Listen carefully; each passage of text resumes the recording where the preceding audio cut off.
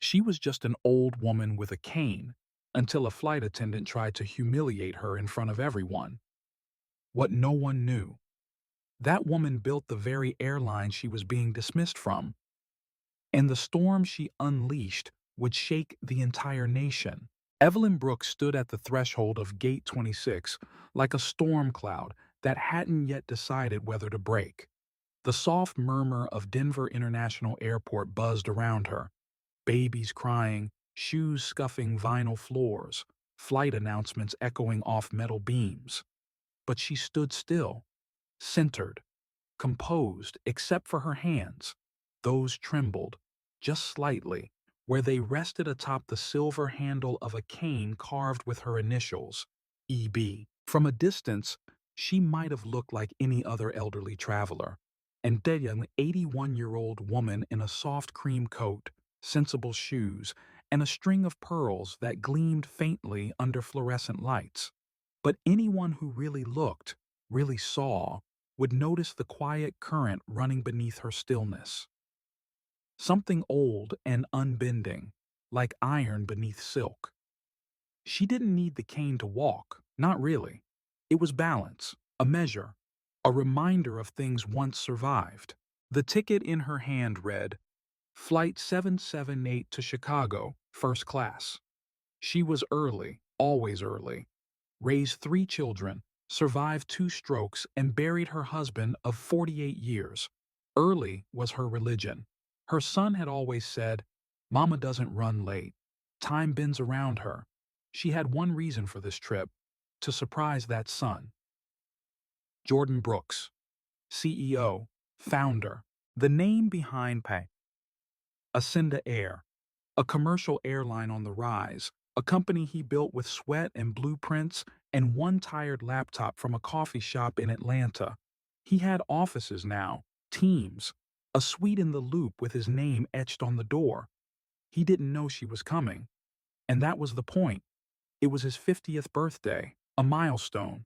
And though Jordan never liked a fuss, Evelyn had learned that sometimes men who conquered the world still needed their mama to show up with cake and presents, not for the party, for the principle.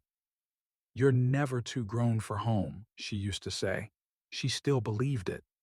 So she dressed with care, booked the ticket herself, selected a seat by the window, packed the cocoa butter she swore by, and arrived, as always, 30 minutes before boarding. But as she stepped forward toward the priority boarding lane, a voice sliced across the terminal air like a blade dipped in ice.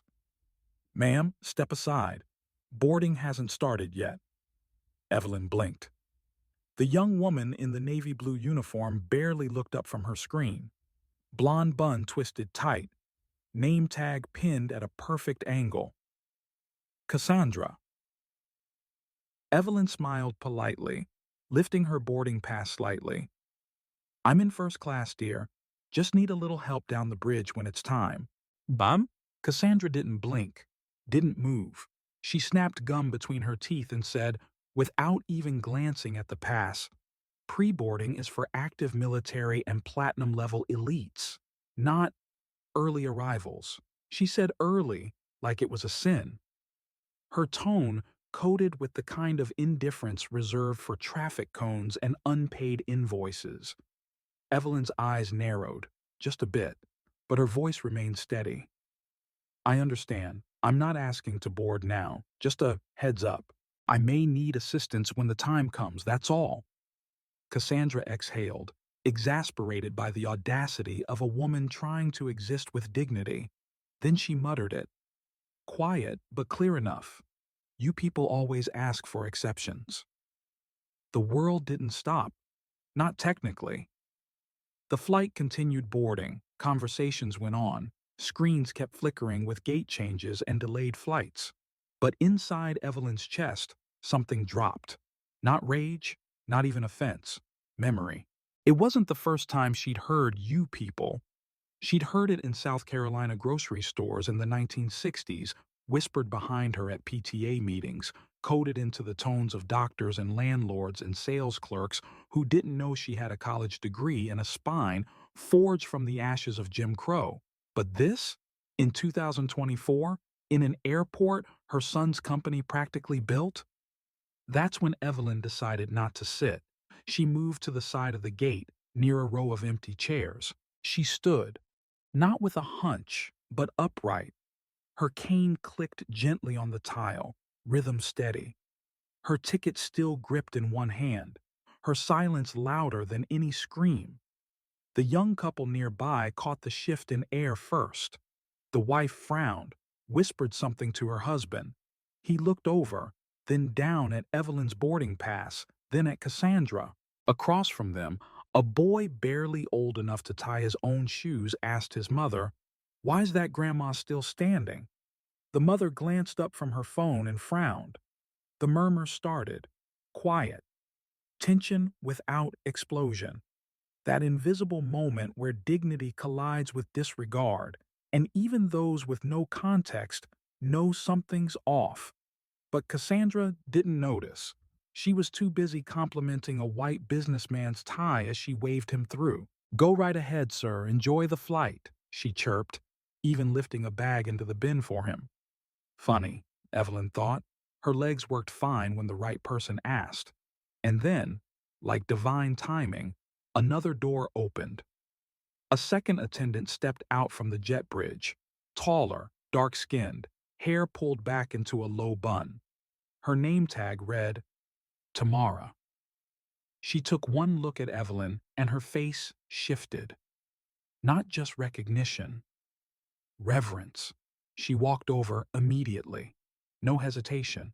"Ma'am, are you all right?" she asked, voice low, eyes scanning for context. Before Evelyn could respond, Cassandra cut in, loud, dismissive. "She's confused," she said, "trying to pre-board without authorization. Already told her."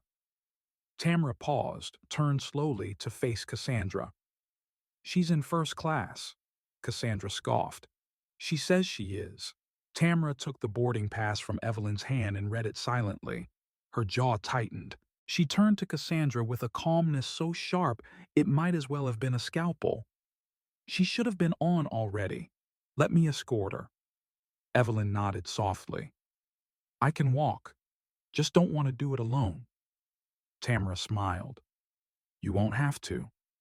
And that, right there, should have been the end. But the airport had already noticed. Phones had been lifted. Videos recorded. The couple across the aisle had watched it all. And the woman mouthed something that looked a lot like, "This is going viral."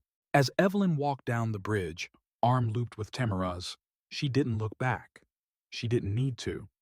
The story had already taken root. And Cassandra? Cassandra stood frozen at her post, cheeks pinking, eyes darting toward the nearest supervisor. But it was too late. Inside the plane, first class gleamed with leather and soft lighting. Evelyn walked to 1A with the same steady rhythm. She sat down, placed her purse on her lap, looked out the window like it was a church pew, and then came the quiet tap-tap at the galley door. The captain. Not an announcement, not a speech, just 6 words. "We have a problem. A big one." He didn't raise his voice. Didn't need to. When he named who was in 1A, Cassandra's face drained of color. "Evelyn Brooks," he said. "Evelyn Brooks. Mother of Jordan Brooks. The founder." The name on the tail of the plane. The captain didn't threaten. He didn't scold. He simply explained that what had just happened, what passengers witnessed, was not going to vanish quietly. And Evelyn? She sat with her tea, calm, regal. The storm never needed to thunder. It had already changed the weather. The hum of the aircraft at cruising altitude was a sound Evelyn Brooks had known since her youth. A steady, low vibration like the earth breathing through steel and clouds. But this time, as Flight 778 glided toward Chicago, the noise felt different. Less like motion, more like a memory. She sat in seat 1A, back straight, hands folded over the soft leather armrest. Her fingers, long since shaped by piano keys and prayer beads, held the heat from the ceramic teacup resting gently beside her. Chamomile. Just enough honey. She hadn't ordered it. Tamara had known. The attendant's kindness wasn't loud, it was careful, restorative. She'd brought the tea with a linen napkin folded into a triangle and placed it without a word. But her eyes, they had said everything. Are you okay? And Evelyn, too proud to nod, simply met her gaze and blinked once, slow. That was enough. Across the aisle, the first-class cabin wore the silence of people pretending not to know what they had witnessed. Businessmen in blazers glanced at laptops that hadn't been turned on. A couple 2 rows back whispered without moving their mouths. One passenger, a young woman with green nail polish and wide eyes, kept stealing glances like she'd just spotted history wearing pearls and wasn't sure whether to bow or tweet. No one spoke. Not about what happened at the gate, not about Cassandra, but the silence was thick with knowing. Cassandra hadn't come into the first-class cabin since the plane took off. She had remained in the galley, invisible behind the curtain. Everyone noticed. It was Tamara who moved through the aisle now, refilling water, adjusting vents, checking seat belts with a quiet grace. But even she was walking slower than usual, like something unseen was weighing her down. Evelyn didn't need an apology. Not anymore. What she wanted was something harder, rarer, recognition. The kind that didn't come from titles or headlines. The kind that lived in how a person looked at you. Not what they said, but what they meant when they said it. She shifted in her seat, looking out the window. The sky was impossibly open, endless and blue. It reminded her of Charleston, the place she left behind when she was barely 20. Her father had told her she was too smart to stay. Her mother had cried, folding her college letters like holy scripture. "You go fly, baby girl," her father had said, wiping tears from his own cheeks. "And don't let nobody ever clip them wings." 61 years later, she was still flying, still walking into rooms where people didn't expect her, still being mistaken for less than she was, and still refusing to bend. Tamara returned with a warm cloth. She offered it like a peace offering, even though the offense wasn't hers to apologize for. "I thought you might like this for your hands," she said quietly. Evelyn accepted it, dabbing her palms gently. "Thank you, child." Tamara hesitated. Then, after a glance down the aisle, she leaned in slightly. "I just want to say, what happened earlier, at the gate, it wasn't right. I saw it. I'm so sorry." Evelyn looked at her, not surprised, not moved, but appreciative, in the way only elders can be, like someone receiving something they didn't need but were glad someone thought to offer. "I know," she said, "and I saw you too." Tamara blinked, then smiled, the kind that softened her whole face. "I'll be right here if you need anything." Evelyn nodded and returned her gaze to the clouds. Somewhere over Nebraska, the intercom crackled. "Ladies and gentlemen, this is your captain speaking. We've reached our cruising altitude of 30,000 feet. Smooth skies ahead. Estimated arrival into Chicago is on schedule, just under 2 hours. Thank you for flying with Ascenda Air." There was a beat of quiet after the announcement, then a shuffle. Cassandra emerged. It was impossible not to notice. She moved stiffly, her shoulders tight, eyes darting like she was checking for potholes in the carpet. She paused at the divider curtain, took a breath, and walked forward. All conversation stopped. She reached Evelyn's row, slowed, then bent slightly, clutching a tray she wasn't really using. "Ma'am," she began, voice quieter than at the gate, "I wanted to address earlier." Evelyn didn't look up. Cassandra continued, nerves now pinched into every syllable. "If there was a misunderstanding, if I said something that came off as rude, I apologize." It was a patchwork apology, the kind stitched from liability and fear, a shape of remorse, but none of the substance. Evelyn let it hang, then slowly she turned her head, Their eyes met. Cassandra looked like she might shrink under the weight of it. Not because Evelyn was glaring, because Evelyn wasn't. There was no malice in her face, just understanding, but not the kind that comforts, the kind that reveals. "You know what you said?" Evelyn said, voice stuffy but razor sharp. "And you know who you said it to." Cassandra opened her mouth, closed it again, then nodded, stiffly. Evelyn tilted her head.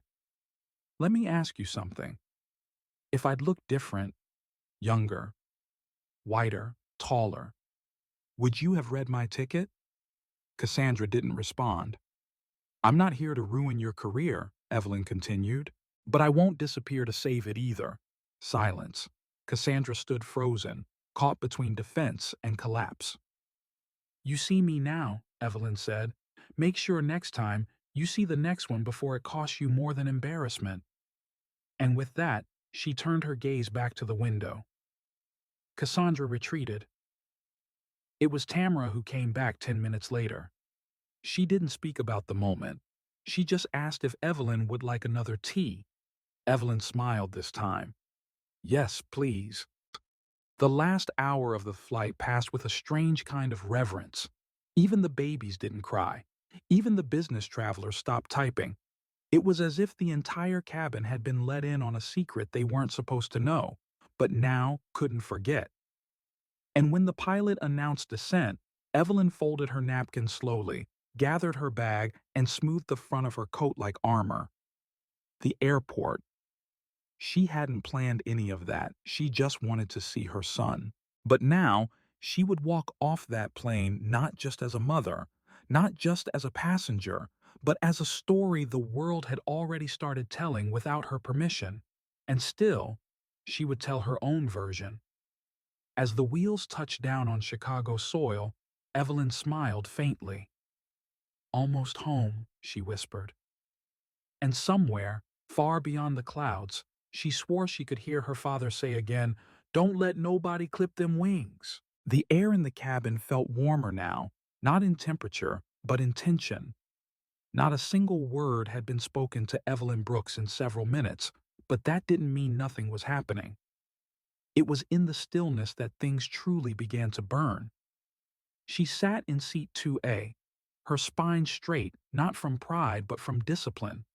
Dignity, to her, was a muscle, a posture forged in silence, in history, in the long lineage of women who had learned to command space without raising their voice. Her teacup sat untouched now, the chamomile gone lukewarm. She could feel the eyes on her, even the ones pretending not to stare. Some passengers were curious, others embarrassed, a few clearly uncomfortable, sensing the gravity of what they'd witnessed but unsure what to do with it. Evelyn didn't care. She hadn't made a scene, but she had made an imprint, and she knew it was just beginning. Cassandra hadn't returned since the awkward apology. Her absence didn't go unnoticed. The remaining flight crew moved through their duties with practiced professionalism, but every gesture seemed slower, more deliberate, like even the air had thickened. Evelyn turned toward the window, not to escape the moment but to hold it still. "They'll try to forget you before they even finish justifying themselves," her mother once told her. Back then, she thought it meant walking through life unshaken, but now she understood. It meant knowing when to shake things up without ever raising a fist. Her phone vibrated softly in her lap. A message. "Jordan Brooks. I heard. I'm handling it. You okay?" She didn't reply. Not yet. She didn't want him to come running. She wanted him to watch, for them all to see. Across the aisle, a man in a tailored gray suit leaned forward. "No charge for your drink, ma'am," he said softly. Attempting kindness. She looked at him. "I didn't think there would be." He nodded once and moved on. What no one could see, what no one asked about, was the storm now brewing inside the upper ranks of Ascenda Air. Videos had been forwarded, screenshots shared. Executives scrambled for statements, legal teams huddled in hushed conference rooms. But up here, cruising above the chaos, Evelyn was unmoved. Power doesn't reveal who you are. Discomfort does. And Evelyn had lived through far more than this. Then, footsteps, posture stiff, breath uneven. Cassandra reappeared. Her expression was brittle, the kind of fragile that can't be hidden behind lipstick or protocol. She paused near the bulkhead, scanning the cabin, then stepped forward. I, I need to speak with you, she said, voice low. Evelyn didn't blink. Then speak. I, I didn't mean to offend, Cassandra began. No, Evelyn interrupted calmly. You didn't mean to think. The pause that followed could have cracked glass. I was overwhelmed, Cassandra added quickly. We were behind, and I made a split-second decision. Evelyn tilted her head slightly. You keep saying you didn't mean to offend, she said. What you mean is, you didn't expect to be held accountable. Cassandra's mouth twitched. Her confidence had unraveled, but this wasn't about humiliation. Evelyn had no interest in that. I don't need you to explain, she said, her voice still as polished as her pearls. I need you to reflect. Silence stretched between them. Then Evelyn folded her hands again. You may go. Cassandra stood frozen for a breath, then turned and walked away. Not storming, not sobbing, just day changed. The rest of the flight passed like a whisper. The final descent came. Seatbacks upright. Tray tables locked. But for Evelyn, something had already landed. A ripple had been set in motion, not from rage, but from restraint, not from retaliation, but from reflection. As the wheels touched down and the plane taxied toward the gate, passengers looked at her differently now. Some offered small nods. Others simply didn't move, not out of fear, but reverence. And when she stepped onto the jet bridge, there was no red carpet, no cameras yet, no applause. Just her son, Jordan Brooks, standing quietly in a tailored navy suit. No entourage, yeesh, no media team, just a son, waiting.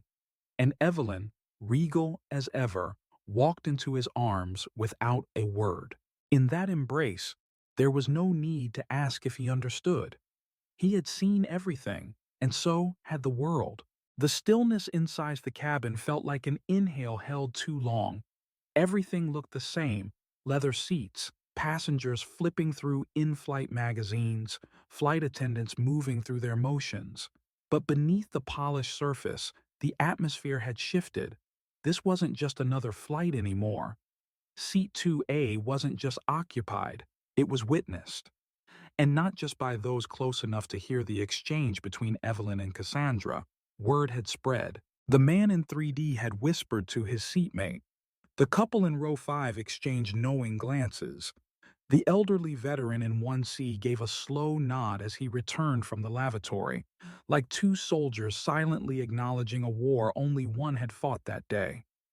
Evelyn Brooks sat still, not because she was devoid of emotion, but because she had mastered the art of presence. She had learned, after 8 decades of being underestimated, interrupted, and dismissed, that sometimes the most powerful statement is simply staying. Presence without apology. Presence that demands to be held in full. What Cassandra had done wasn't new, and Evelyn hadn't stood at that gate expecting justice.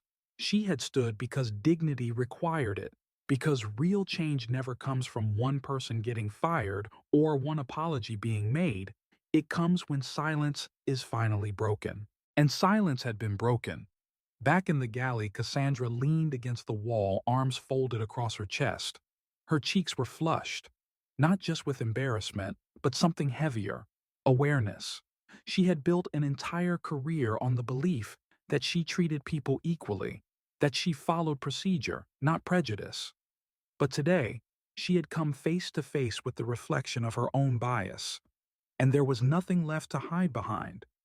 Michael, the other attendant, didn't say a word. He handed her a bottle of water and returned to the aisle. No lecture, no comfort, just space. And in that space, the shame grew louder than anything a supervisor could say. Meanwhile, in the cockpit, First Officer David Miller tapped out a message between checklists. David Miller, "Sir, I'm on flight 778. It's about your mother." It wasn't a warning. It was a signal. Across the country, in a sleek conference room on the 23rd floor of Ascenda Air's headquarters, Jordan Brooks looked down at his phone. A VP was still presenting quarterly earnings, graphs, margins, percentages. But Jordan had already stopped listening. He stood up silently, left the room, and entered his private office. The screen on his desk was already blinking, security footage queued up. He watched it without sound. His mother, at the gate, patient, dignified. Cassandra, dismissing her. Evelyn, not retreating, but choosing stillness. And then, Tamara, stepping in. Jordan didn't blink. He didn't speak. But his jaw tightened. Back on the plane, cruising toward Atlanta, Evelyn looked out the window. Below, Georgia's pines and rolling hills stretched out like patchwork. The city's skyline shimmered faintly in the distance. She didn't need confirmation. She knew her son had seen it all. She could feel it, an instinct sharpened by decades of raising a boy who'd grown into a man the world now called CEO. But this wasn't just about Jordan. It was about every woman who had ever been overlooked because her voice had softened with age. About every passenger passed over because they didn't look like someone who belonged in first class. Seat 2A had become more than a seat. It had become a symbol. As the plane began its final descent into Hartsfield-Jackson Airport, Cassandra stood at the front of the cabin with the intercom in her trembling hand. Her thumb hovered over the button. Michael stood nearby. "You don't have to say anything," he offered gently. But Cassandra shook her head. "Yes, I do." She pressed the button. "Ladies and gentlemen," she began, voice tight, "we'll be landing shortly in Atlanta. Please make sure seatbacks and tray tables are in their upright position." A pause. "I also want to take a moment to acknowledge a mistake I made earlier in this flight." Heads turned, eyebrows lifted. "In this very cabin, I made an assumption about a passenger based on perception, not policy. And I was wrong." Gasps. Whispers. "I want to publicly apologize to Mrs. Evelyn Brooks for failing to show her the dignity and respect every human deserves. No boarding status should determine humanity, and I hope that in acknowledging my mistake, I begin the work of changing what allowed it to happen." The intercom clicked off. Silence. Then, slowly, steadily, applause. Not thunderous, not forced, but honest. And Evelyn? She didn't clap. She didn't nod. She simply turned, met Cassandra's eyes for a brief moment, and looked forward. It wasn't forgiveness, not yet, but it was recognition, grace without erasure. As the plane taxied to the gate, passengers remained seated. No one rushed. No one pushed ahead. Evelyn stood with quiet strength, cane in hand, and moved down the aisle, steady, unshaken. At the terminal, Jordan Brooks was waiting. No press, no podium, no spectacle, just a son. She stepped into his arms. He didn't speak. He didn't need to. "I saw everything," he whispered. She exhaled, soft and tired. "What are you going to do?" Jordan glanced back at the jet bridge. "Whatever it takes." She smiled faintly. Then it was worth it. By the time Evelyn Brooks stepped into the warm Georgia air, the wheels of something far bigger than Flight 778 had already started turning. Her footsteps on the airport floor echoed far beyond the terminal. They reverberated across social media, corporate boardrooms, newsrooms, and dinner tables where strangers began asking hard but overdue questions. The first video surfaced less than an hour after landing. A teenager in economy had captured Cassandra's tone and disregard at Gate 26, uploading the clip with a quiet caption. She didn't even look at the ticket. No hashtags, no commentary, just raw truth. By nightfall, It had been shared over 200,000 times. Then came the second video, Cassandra's onboard apology, Evelyn's quiet composure, the reverent stillness of passengers. It wasn't just a confrontation, it was a revelation, a reminder of how dignity looks in motion, measured, unapologetic, unflinching. That clip crossed 1 million views before sunrise. By morning, the headlines followed. Elderly black woman denied help at gate. Turns out she's airline CEO's mother. You people always ask. The comment that sparked a national reckoning, Gate 26, where stillness became a statement. But Evelyn Brooks hadn't spoken to the press. Not yet. Her voice hadn't flooded airwaves. Her face hadn't graced morning shows. And still, she was being heard. Because truth doesn't need a microphone. Once seen, it echoes. Outside Ascenda Air's headquarters in downtown Atlanta, the press gathered. Commentators speculated whether Jordan Brooks would make a statement. Some praised Evelyn's restraint, others demanded firings, overhauls, accountability. What no one expected was how swiftly Jordan would act. At 3:15 p.m., he stepped behind a podium in a glass-walled briefing room on the 23rd floor. No script, no PR team running interference. Just the CEO and a son. My mother didn't raise me to speak when it's convenient, he began. She raised me to speak when it's necessary. The room fell silent. What happened at Gate 26 was not a misunderstanding. It was a moment that revealed how easily courtesy can be withheld from people who don't fit our idea of worth. My mother was denied respect, not because she lacked status, but because someone assumed she lacked value. A pause. No one dared interrupt. And that's not a training issue. That's a cultural issue. One we will confront, openly, honestly, urgently. That same hour, Ascenda Air released a public commitment, a complete overhaul of empathy and equity training for all frontline staff, creation of a passenger dignity review board, with quarterly public reports, a new policy requiring all boarding passes be visually verified before refusal of service. Cassandra's resignation had already been accepted, but Jordan emphasized it wasn't about one person. It was about a pattern, and that's what would be changed. 2 days later, Evelyn Brooks finally spoke. Not at a press event, not on national television, but in a folding chair behind a church podium at a community center in South Atlanta, surrounded by elders in Sunday hats, high schoolers in hoodies, and neighbors who knew her simply as Miss Evelyn with the silver cane. She didn't bring notes. She didn't bring anger. She brought truth. I didn't ask for attention, she said. I asked to be seen, not as a mother, not as a passenger, just as a person. The room held its breath. I didn't speak on that plane because I've spent 81 years learning that sometimes when you stand in truth, the world hears you without a single raised voice. Long applause, the kind that rises slow, from the gut, not because someone says, clap, but because the soul needs release.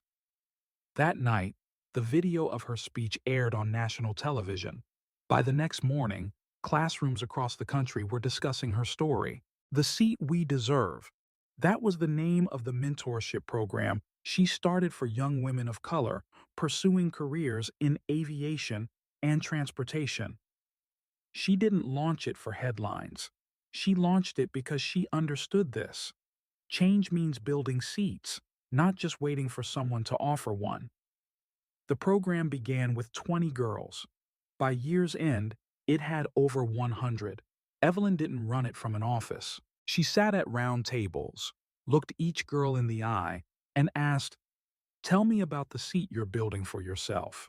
One day, a girl named Nyla asked her, "Ms. Brooks, how did it feel when she said, 'You people always try this'?" Evelyn thought for a moment, then sipped her tea. "It felt like every time I was told to wait, to be quiet, to not make a scene," she said. "But that day, I remembered some scenes are worth making. Nyla later said that moment made her choose pilot school over second-guessing herself ever again. A month later, Ascenda Air renamed its diversity and inclusion initiative the Evelyn Standard. A staffer had coined it. If we hold ourselves to what Mrs. Brooks would expect, we'll always land on the right side of history. Internally, staff started calling her 2A, not to reduce her to a seat, but to honor where the shift began. Back at Hartsfield-Jackson, Gate 26 became something of a landmark, not because of design, but because people remembered what happened there. Airport staff began placing welcome signs for elderly passengers. You are seen, you are valued. Some even requested flights that passed through the Evelyn Gate. But Evelyn? She didn't change. She still walked in the mornings, still made cornbread the way her mama taught her. No mix, just hands. She answered every letter she received, sometimes only with one line. Thank you for listening. One fall afternoon, she sat in her garden with Jordan, who had come straight from a policy summit in D.C. They didn't talk about strategy, or press, or board votes. They talked about magnolia blossoms, about the coolness of the stone bench, about how her cane still made that tap-tap she liked on the porch steps. Then, Jordan asked, "Mama, did it all matter? Did it change anything?" She smiled. "I don't know if the world changed," she said, "but I know it paused. And sometimes, that pause is all you need to make people listen." He reached for her hand. In the hush of that golden afternoon, with wind rustling through the trees she'd planted decades ago, they didn't need applause to know the world had shifted. Because some echoes don't need volume. They just need the truth. A year had passed since the moment at Gate 26 that changed more than one life. The headlines had faded. The media moved on. But what Evelyn Brooks set in motion didn't vanish into the scroll of yesterday's news. It didn't need a spotlight to survive. It grew in quieter places, boardrooms, classrooms, conversations. And most of all, it grew in culture. At Ascenda Air headquarters in Atlanta, what began as a ripple had become a current. A company once known for sleek efficiency was now being studied for something deeper: empathy in motion. Evelyn never meant to become a case study, but she had become something rarer, a mirror. And in that reflection, people started to ask, who do we overlook when we move too fast? Just outside Jordan Brooks' office on the 23rd floor, there was no corporate trophy case. Just a single photograph. Evelyn standing at Gate 26, her cane at her side, her posture upright, her boarding pass visible in her hand. She wasn't smiling, she wasn't posing, she was just standing. The plaque beneath it didn't have her name. It read, "Presence is not a privilege, it's a right." Every new employee read that on day one, not as a quote in a binder, but as a value written into the walls. Inside the training facility for Ascenda's flight crews, a new module had been permanently added. It wasn't called sensitivity training, it was called the Evelyn Standard, not a checklist, a mindset. It began with questions. Did you listen without judgment? Did you verify before assuming? Did you see the person, not just the procedure? Each session opened with a voice recording Evelyn had reluctantly agreed to make in her living room, one quiet Sunday afternoon. Her voice, soft but resolute, played through the room. "I don't expect perfection, but I expect presence. You don't need to know who someone is to know they matter. You don't have to agree to show respect. And if you can't do that much, you have no business holding the sky in your hands." Trainees didn't forget it, because it didn't sound like policy. It sounded like truth. But Evelyn's influence didn't stop with flight crews. In a high school outside Baltimore, a 10th grade class sat watching the original Gate 26 footage on a pull-down projector screen. Their teacher, Ms. Valencia Rowe, paused the video at the moment Evelyn stood quietly beside the chairs. "What do you notice?" she asked. A boy in the back said, "She didn't argue, she just stood." Another girl added, And everyone else started noticing because of it. Miss Rowe nodded. That's what resistance looks like when it wears grace. Then she passed around sheets of paper. I want each of you to write a letter to someone who's been ignored, overlooked, dismissed because of how they look, speak, or walk. Write it like it's to Ms. Brooks, or your grandma, or maybe to yourself. Those letters were eventually compiled into a digital book called To the Ones the World Overlooks. When Evelyn received her copy in the mail, she spent hours reading it on her porch. Some letters were messy, some misspelled, some raw enough to sting, but every single one understood what she had done and why. Not because of the gate, but because of what the moment unlocked in them. Back in Atlanta, Evelyn still lived simply. She went to the same church she'd attended for 40 years. She baked the same cornbread recipe passed down from her mother. No shortcuts, just memory and muscle. She didn't care for awards, though they came. Most sat in unopened boxes until Jordan hung two in the den over her gentle protest. The only honor she truly valued? The girls, the ones from the seat we deserve. They came from everywhere: Oakland, Baton Rouge, Newark, Montgomery. Some were training as pilots. Some wanted to design airports. A few just needed someone to say, "You belong here." Evelyn met with them monthly, sometimes virtually, sometimes in person. She didn't give speeches. She asked questions, listened like it was sacred. At one session, a girl named Shanice asked her, "Do you ever wish you'd made a scene that day?" Evelyn smiled. "No," she said, "because noise fades. But presence? Presence stays." Another girl, who'd been quiet the whole afternoon, finally asked, "Ms. Brooks, what if your son hadn't been CEO? What if no one had known?" The room quieted. Evelyn paused before answering. "Then I still would have stood," she said, "because my dignity isn't something the world gives me. It's something I refuse to lose, even if no one's watching." The girls didn't clap. They didn't need to. They carried it with them. That quote, "You don't stand for cameras, you stand so others know they can stop and see," would later be engraved on a scholarship wall at Spelman College. Months later, Jordan joined his mother for dinner after a long day in D.C. He'd been at a transportation equity summit, presenting the airline's progress. He looked tired, but more at peace than she'd seen in years. Over collard greens and cornbread, he finally said, "You change more than just this company, Mama. You change the way we think."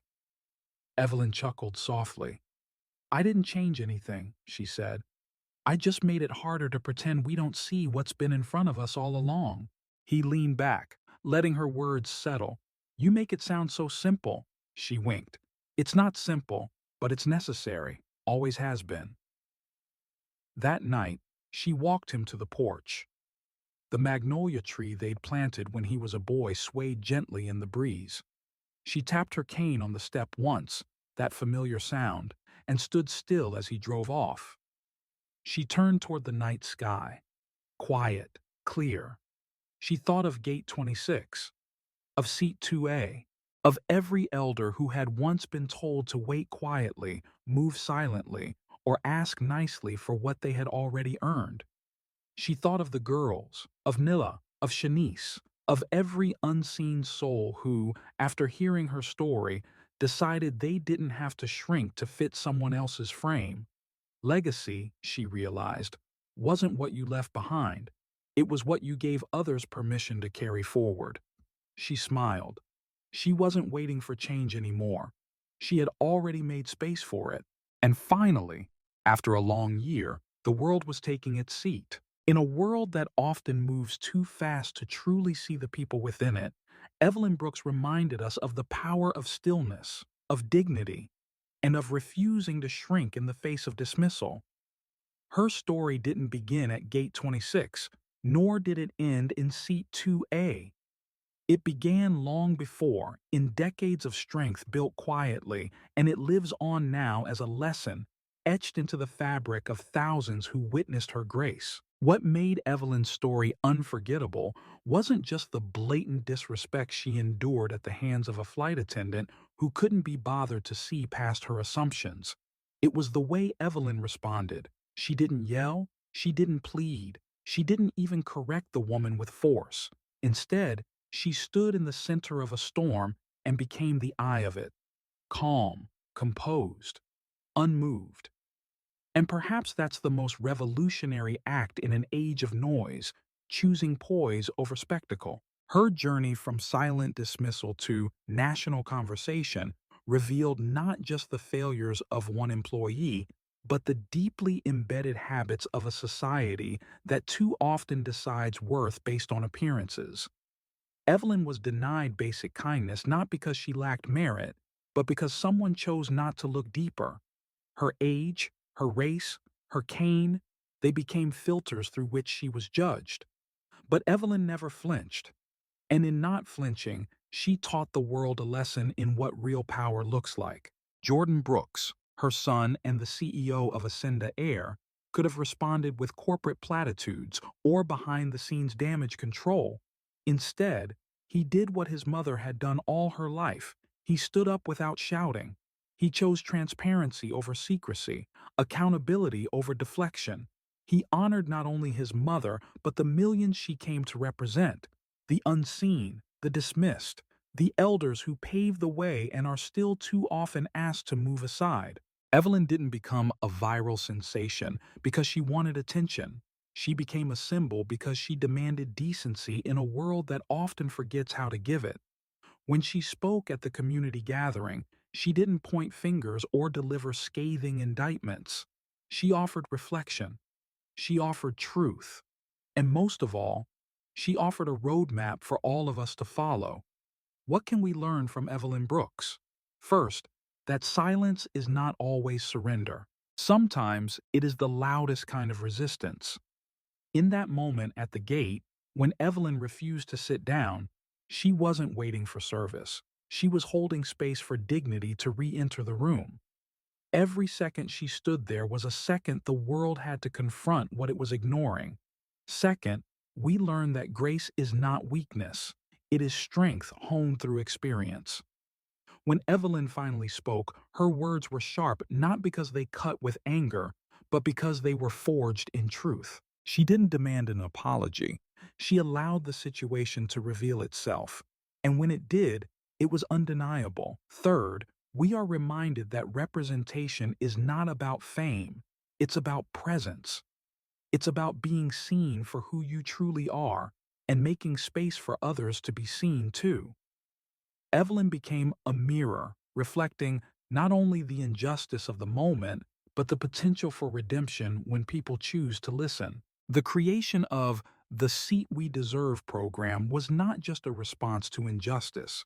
It was a declaration that the future belongs to those who claim their place with clarity and courage. Evelyn didn't just inspire young women to dream of flying.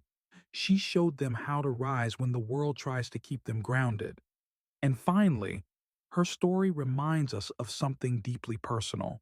We all walk past strangers every day, at airports, in stores, on sidewalks. How often do we see them? How often do we truly acknowledge their humanity?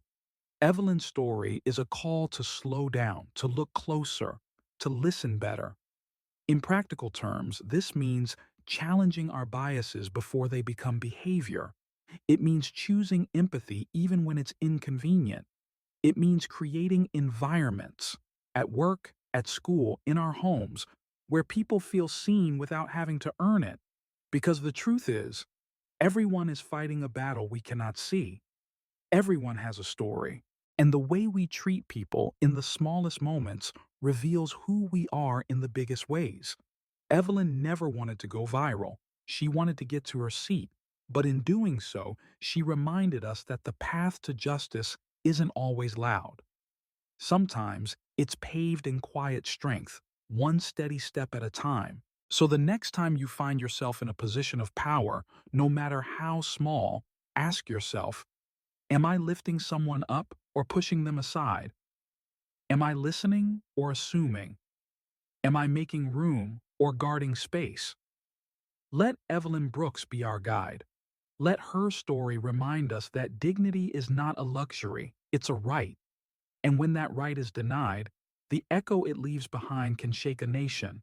If this story moved you, if you saw yourself in Evelyn, or in the passengers who stood silent in awe, or in the son who chose to lead with integrity, then please support this channel. Subscribe, share, and stay with us. Your support helps us bring more stories like this to light. Stories that reveal, that heal, and that remind us of who we are at our best. Because sometimes, all it takes is one voice to remind the world how to listen. And if you're still listening, thank you.